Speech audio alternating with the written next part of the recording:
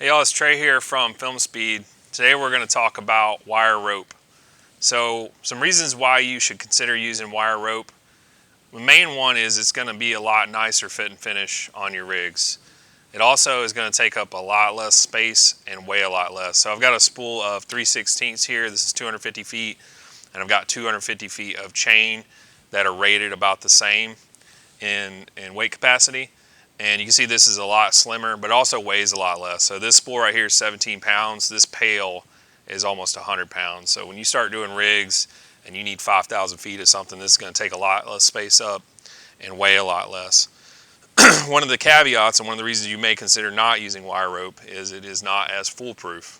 So when you're making connections with chain, you can just use a quick link or shackle. That's kind of idiot proof. That's pretty easy to do.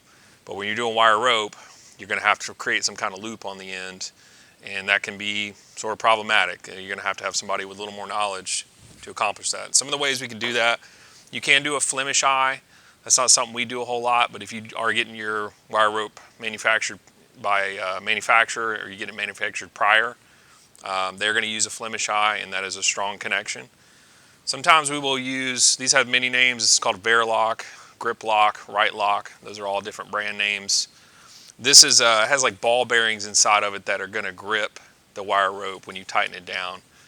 We don't use this a whole lot because it will derate your wire rope quite a bit. So for an example, 1/4 inch wire rope is going to have a rating around 1,400 pounds, and a verlock is going to take that rating down to anywhere from 200 to 400 pounds depending on which brand that you get. These we use typically when we need something that is not a lot of weight. We know the capacity is well within that, but we need it to be quickly adjustable or adjustable over a long period of time. So if we're doing something that is more of a permanent install, or it's going to be rigged for quite a while, or we need strength out of it, we'll use a different option. So a couple other ways to do that are with wire rope clips. We call these Crosby's, but it's just like Q-tips. That is a brand name. That's just what everybody calls it. But again, there's a specific way to use these, and I see this done wrong quite a lot. So I've got the Ironworkers Bible here. It's the IPT Crane and Rigging Training Manual. And there's this little formula they give us to figure out how many wire rope clips that you're going to use on the size of rope. So that is the diameter of the rope times 3 plus 1 if the diameter is under 7/8.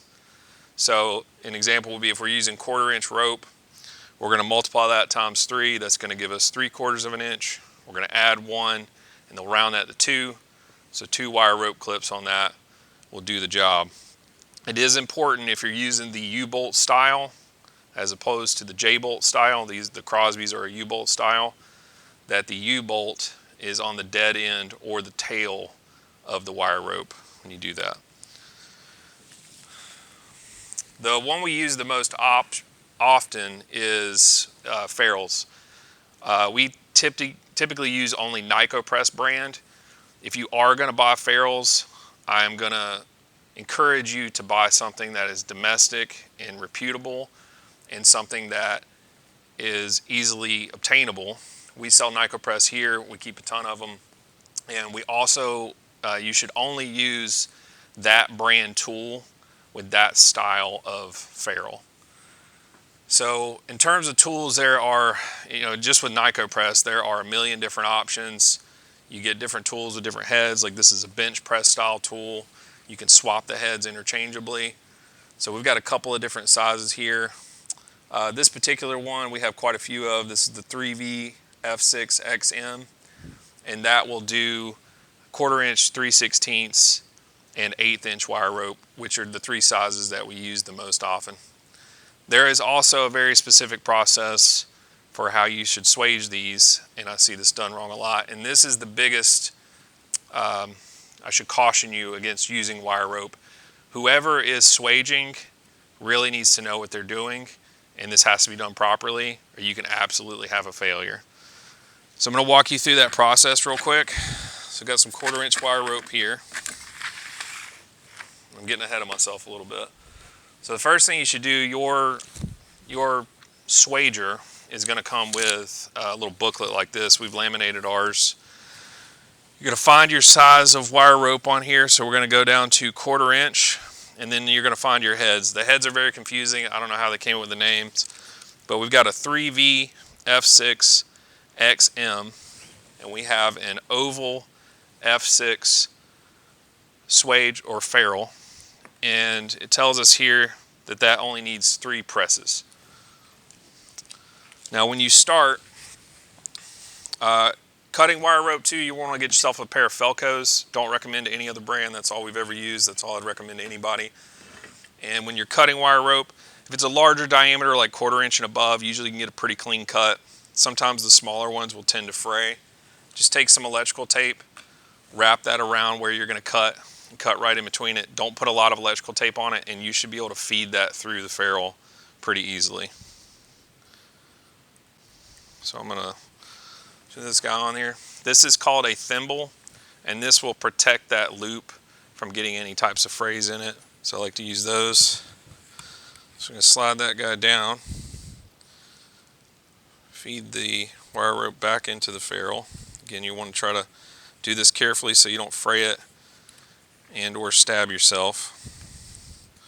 I'm going to work that down a little bit. That thimble in there. You want to make sure you leave a little bit of tail sticking out of your ferrule.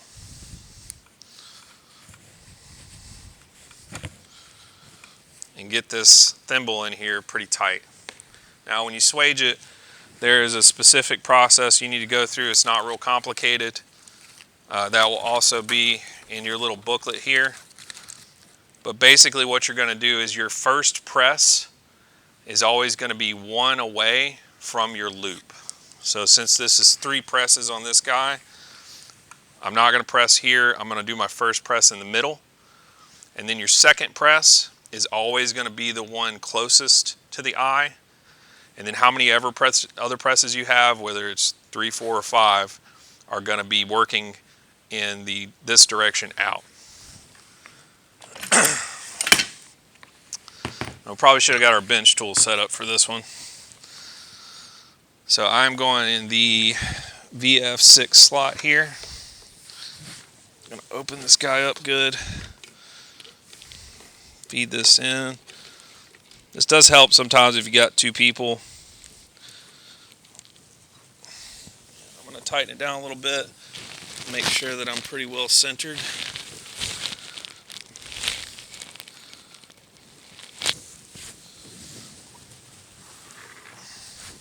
And we're going to do a press. Now you may hear people say that you have to wait a few seconds after you press to let the metal cool back down. That is not true according to NicoPress, but that is what most people say, and that is a hard habit for me to break. So I've done my first press in the middle. I'm going to do my second press towards the loop. Now these are not going to overlap, so I got to make sure I got a little bit of meat in between my presses. But some of these smaller ferrules in the book there will recommend that you overlap them.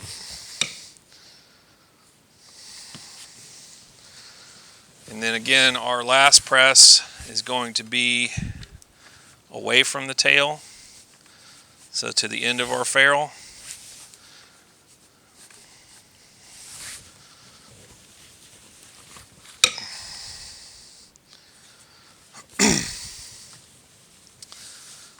And that is a safe swage.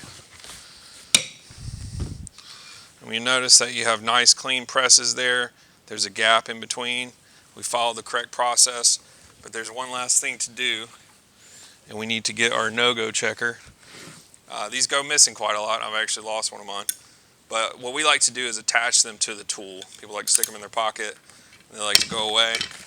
But same thing, you're going to look in your manual, see exactly which size of your head that you're using, and you're going to match that up on here.